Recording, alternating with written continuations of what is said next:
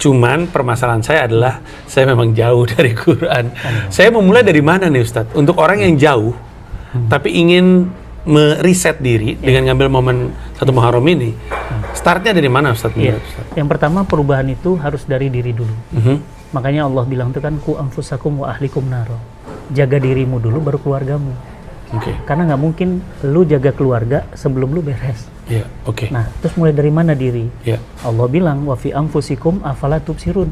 Dan apa-apa yang ada dalam dirimu, tidakkah kamu pernah memikirkannya? Jadi banyakkan look in daripada look out. Nah, ketika look in melihat diri kita, oh ternyata kita itu siapa yang menciptakan? Allah. Untuk apa kita hidup? Terus kemana kita mati? Nah, itu jawabannya ada di Quran semua. Jadi bagaimana agar bisa keluar dari masalah ini? Harus install Quran lagi. Bagaimana caranya? Belajar. Dan saya siap nemenin. Dari mulai nol sampai bisa, sampai paham. Nah, masalahnya kita tuh belajar hanya baca. Kita nggak nyelamin artinya.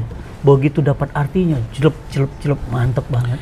Saya waktu itu, itu benar sekali. Jadi waktu itu, saya harus akuin ya, saya ngelihat Al-Quran itu, saya pikir itu isinya cuma buku aturan.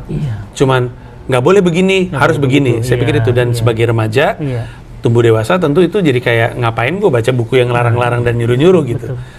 Baru belakangan ini saya sadar bahwa Al-Quran itu bukan cuman perintah dan larangan, tapi sebenarnya juga solusi. Baru ngeh itu belakangan. Banget.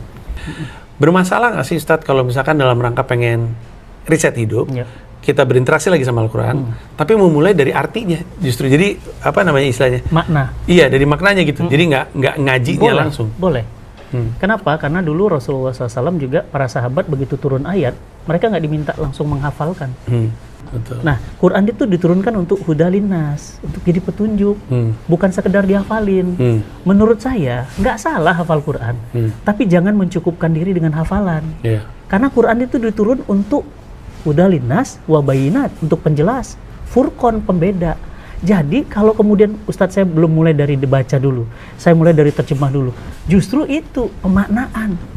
Karena dengan pemaknaan itu nanti Allah akan bimbing berikutnya dengan baca, dengan dekat dengan ahli Quran dan seterusnya.